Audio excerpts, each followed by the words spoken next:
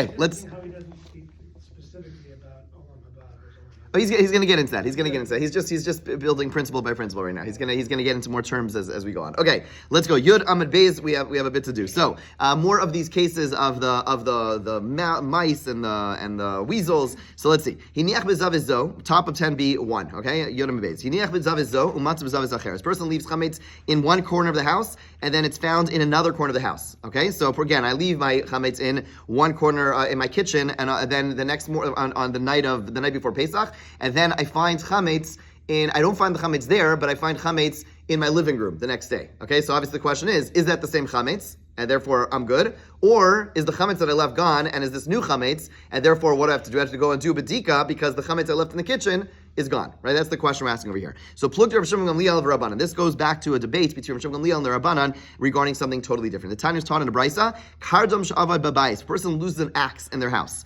Okay, so a person loses basically a tool in their house. Habayis Tami. The entire house is Tami. Why? Shani Omer Adam Tami Nichnas L'Sham Natalo. We assume that a Tami person entered the house and took it. Okay, and that same person who is Tami must have touched other things. What's going on over here? What's going on over here is that if I'm missing a tool, so what happened to it? Presumably someone came in and took it. Now, why am I assuming the person who took it is Tami? Because are you allowed to borrow something without someone's permission? Absolutely not. It's considered an act of geneva, or geneva.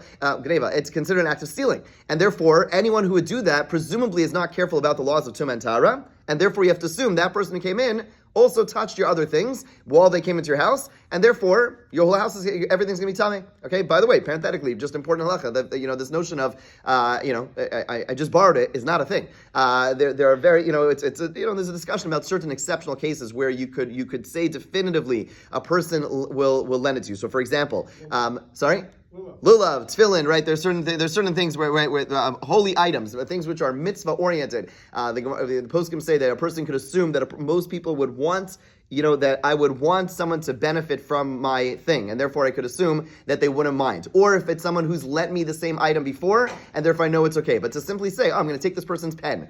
Pen's the worst because you actually it's not like as opposed to a safer. Yeah, you lost ink. Oh, it's a penny. Who cares? You stole. Okay, so just like it's stealing, and to the point that we assume this person is like completely. We assume that they are not careful about any halachos because they did this. So I just want to borrowing is borrowing has to be borrowing, not taking. Okay, bottom line is that is the Chacham's opinion. Shimon Liel Omer, Habayis Tahar, the house is pure. Shani Omer Hishil Acher V'Shachach, O Shenat Lo Mizavis Zo V'Aniach Mizavis Acheres V'Shachach, because we could assume that the person lent it to another person and forgot about it, or we could assume the person took it from one corner and put it in the other corner. And the Gemara says Zavis Madach Roshmei. Who's talking about corners in this brisa? We didn't mention that corners. So the Gemara says no. Chasar Mechzer V'Hakitani. There are a few words missing. Kadam Shavah Babayis. Again, axe is lost in a house. Habayis Tamei, the house is Tamei. Shani Omer Adam Tamei Nechnas L'Sham Natalo. Because we assume that a person entered and took it. Or a similar case, where the owner knows that he left his axe in one corner of the house, and then he finds it in another corner of the house. Similarly, the house is Tami. We have to assume that a Tami person entered the house, and the person took it from this corner, put it in the other corner. Okay, that's the opinion of the Chachamim. So the Chachamim's opinion is, if something is either missing or is not found in the place you left it, you have to assume that someone else came in, moved it, and put it somewhere else. Rav Shimon Gamliel Omer Habayis Tahar. Rav Shimon Gamliel says the house is pure, is not something. Why? Because maybe the person lent it to another person and forgot that he lent it. Or that he took it from this corner and put it in another corner and he forgot. Okay, so what comes out over here is that Rav Shimon Gamliel would say, by the case of the chametz, just like by the case of the axe, we assume the owner forgot things. By the case of the chametz, also we can assume the owner forgot things. You'll say, wait, you come in the morning and say, I thought I put it in the kitchen. What's it doing in the dining room? So Rav Shimon Gamliel says, don't worry, you just had a lapse of memory, you forgot, and really that's the same chametz. The Chum would say, no, we have to assume you didn't forget. You would have remembered. You didn't forget, and therefore you found it somewhere else. You have to assume it's new chametz, and the chametz that you took over there is the chametz that from the original place is missing, and you'd have to do another bedika. Okay, next case. What would we go with in that type of case? How do we paskin? Yeah. I don't know. It's never came up yet. I don't know. I'm not sure. I don't know. Check the. I'm just saying it seems like it's so much more rational with Shimon Gamliel. So much more lenient. I mean, this is this is a case where it's... Yeah, it seems like we passed like no, it seems like we passed like Chachamim. Okay, it seems like we passed like Chachamim. Okay, let's go further. Yeah, okay. Let me know if it comes up. Amarava. I don't know. It's a good question. I mean, yeah, fine. We have to go through the sugya, but typically we'd go like the Rabbanan over B'Shem Gamliel. I mean, that would be the typical rules of Psak. Amarava. Achbar nichnas v'chikar b'fiv. A mouse enters the house with a loaf in its mouth. V'nichnas achar of matzah pirurin. And then the owner comes in and finds a ton of crumbs on the floor. Okay, so meaning the equivalent of crumbs, what looks like potentially the entire loaf has been crumbled up on the floor, right? So you see a mouse go in with a little challah roll, right? And then the mouse is gone, but you come running after it, and in the kitchen floor, there's a pile of crumbs, okay? So, Tarch Badika, the Gemara says you have to do a new Badika. Why? Because mice do not typically crumble their food, okay? That is not typical that they will crumble the food, and you have to assume that the loaf that it brought in is still missing, okay? And the crumbs that you found are not the crumbs that the mouse brought in, right? Because a mouse typically does not crumble the food up in its mouth. Yeah? Okay? However,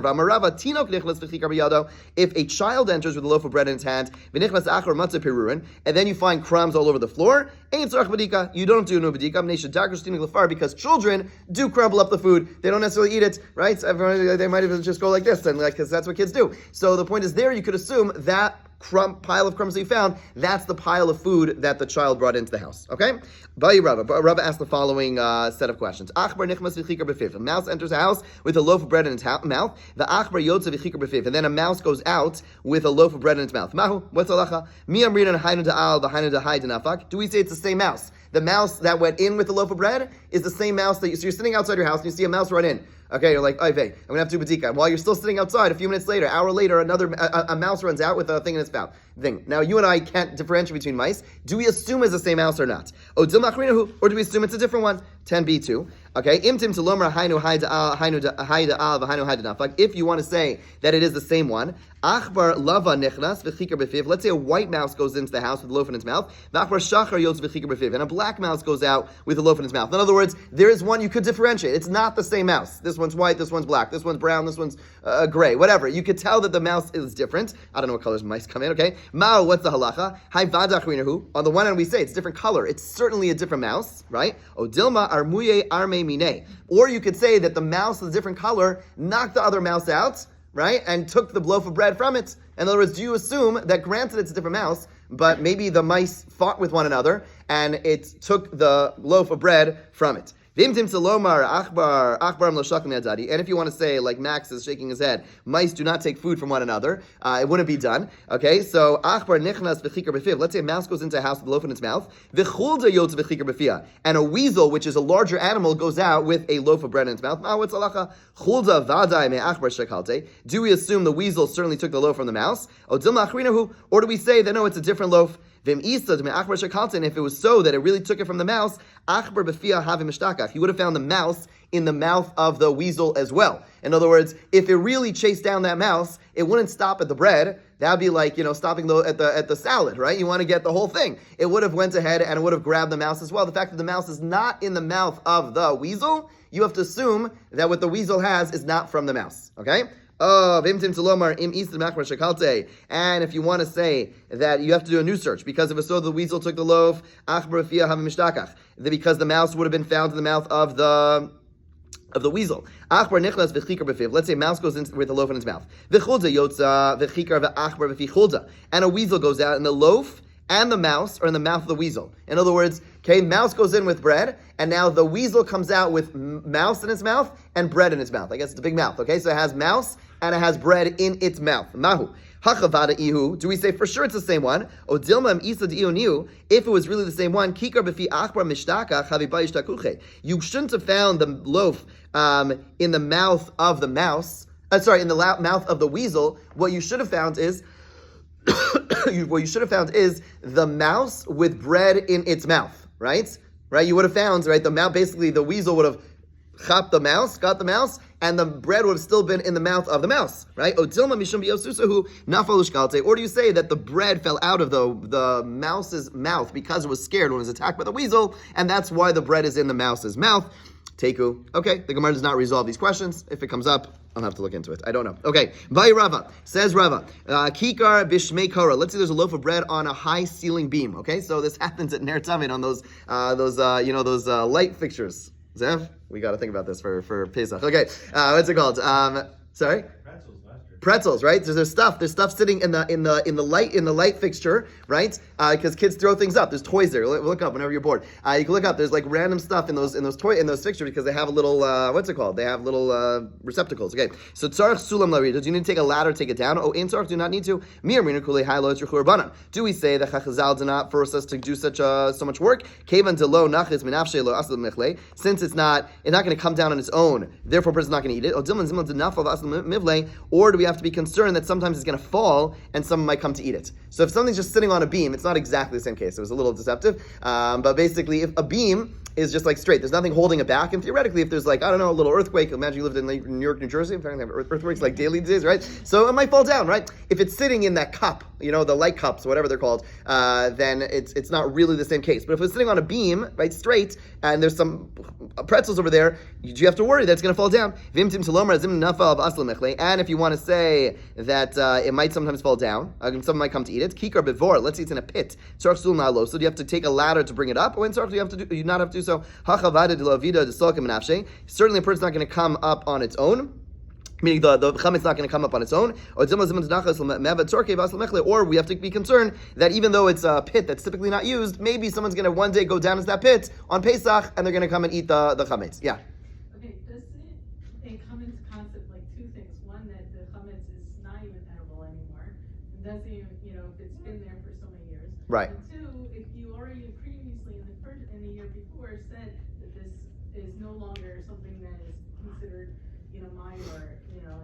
Right. So Right. Then we're talking about something that has been in there for So again, if it's something which is really not roy lachilas kelev, not fit for eating by a dog, it's no good. Now that threshold is not simple by a piece of bread, right? Meaning that bread could be pretty moldy and still be fit for a dog. So again, I'm not sure exactly where to draw the line, but it's not simply the fact that it's been there for a little while, a year even. I'm not so sure. The second piece is bittul. Again, we always do bittul. Every year we do bittul. We do bittul twice. We do bittul at night. We do bittul at day. You still have to get rid of the chametz, even though you do bittul, right? We have to keep remembering that bittul takes care of it midoraisa biblically, but midorabanan we still have to get rid of all the chametz that's found in our house. So even though I was mevatel it last year, this year, it doesn't matter. I still have to get rid of chametz. I can't just walk into my house, Pesach night, the night before Pesach, say I'm mevatel and not do bedika. I still have to get rid of the chametz. Okay. And if you want to say that a person, you have to get rid of the one that's in the pit, because sometimes this person will go down there. Kikar b'fi nachash. Let's say you have a loaf of bread in the mouth of a snake. Okay. Tzarech chabar lahoti. You have to hire a snake charmer to remove it. Oh, ain't tzarech, you don't have to do so. Begufi adruchu rabbanan. Maybe b'dikas chametz. Again, b'dikas chametz is, as we just pointed out, thank you for bringing that up, is d'Rabbanan, right? Because midaraisa, you already mevatlet. So when Chazal said you have to do b'dikas chametz, do they force you to spend? Is it a mitzvah in your body? In other words, the Chazal or sages obligated us to do toil, or did they not trouble you to do so with your money? In other words, how far do you have to go for b'dikas chametz? Is it limited to something I can do with myself, or do I have to go ahead and hire people? Is the mitzvah, let's say I say, I don't know how to snake charm or whatever, I don't know how to get a thing out of a snake's mouth, and the only way for this to happen is for me to hire. Maybe Chazal did not obligate me to do b'dikas chametz where it's going to necessitate a financial investment. Or maybe it makes no difference. Take the Gemara leaves this question unresolved. Okay, fine. So the Gemara bottom line is I just want to mention when it comes to chametz, if it comes to chametz, which is let's say in under like your let's say it's in a low place, in a place, let's say under your vent. Let's say you have vents on the floor or whatever it is in your house. You do not need to do b'dikas chametz. You do not need to get rid of it.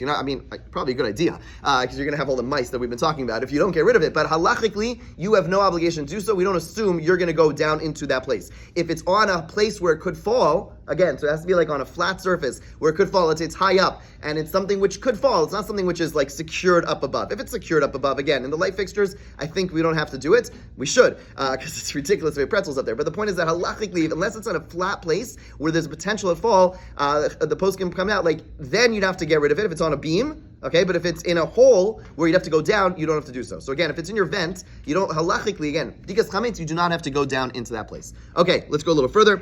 Rabbi Yehuda Omer, new Mishnah. Rabbi Yehuda says, Bokin or Arba Asa. There's going to be some discussion about how to read this Mishnah. Rabbi Yehuda says, we search for chametz on the night of the 14th. Uva Arba Asa Shachris. And on the morning of the 14th, Uva Shas Sabir, at the time of the disposal of chametz. Okay, so the simple read of what he's saying over here is that you have to do b'dikas chametz 3 times. 3 times. The night, the day, in the morning, and again at Bir chametz. Okay?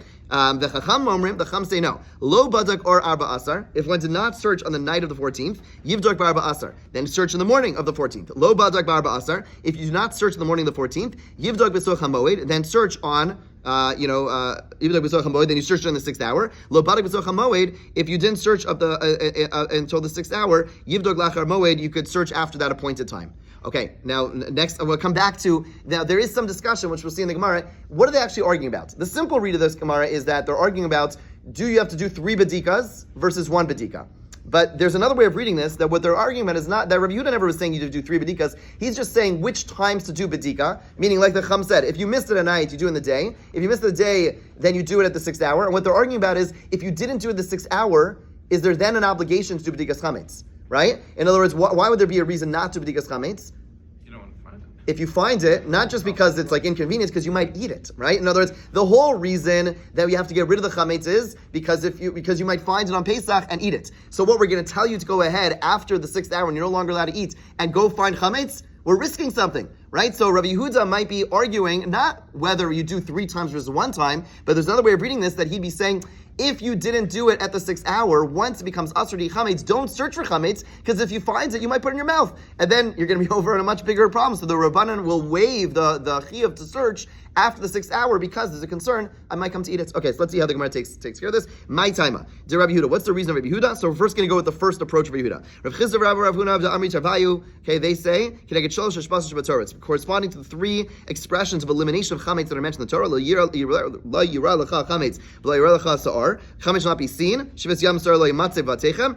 Leaven should not be found. Ach b'am rishon tashbis sar b'matechem. On the first day, you'll eliminate leaven from your homes. So 3 times it says get rid of chametz. So we're understanding now. Rabbi Yehuda is saying search for chametz 3 times. However, Master Rabbi Yosef asked from the following brisa. Rabbi Yehuda Omer kol shlo badik b'shlosh parakam alalu shuv ein abodek. The brisa again, which always corresponds to the Mishnah and therefore can help us understand the Mishnah, says if you didn't find it during those first 3 times, don't search anymore. Alma b'mikan ve'elchu depligi. Clearly, the argument is not about do you search 3 times or 1. The question is, do you search after the 6th hour? Rabbi Yehuda is saying don't, because again of that concern, and the Chum say you do.